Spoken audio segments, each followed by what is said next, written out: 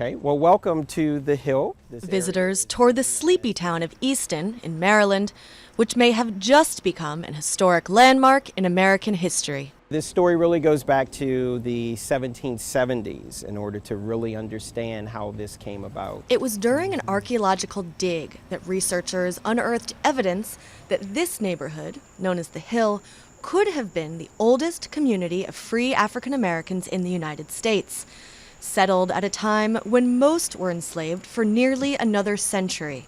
We're able to tell completely, fully the American story, not just a black story, because it is American history, of how this integrated society was sustained. Now, we excavated at this site this summer. Researchers cross-referenced early land records with coins, tools, and pottery dating back to the late 18th century.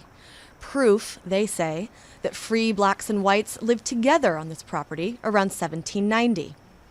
But locals, many of whom can trace their Easton roots back hundreds of years, aren't surprised by the discovery.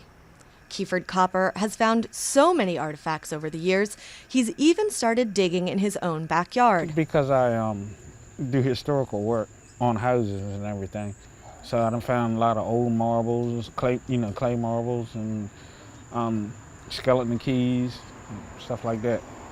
This region, rich in history, was also home to abolitionist heroes like Frederick Douglass and Harriet Tubman.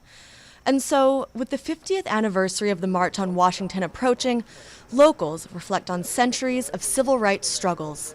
So as we commemorate in perpetuity these different milestones in our history, like the 50th anniversary of such, we can always come back to a place like this, America's oldest, that can speak to all these different eras of our history. Green cautions that tours and research will continue for years.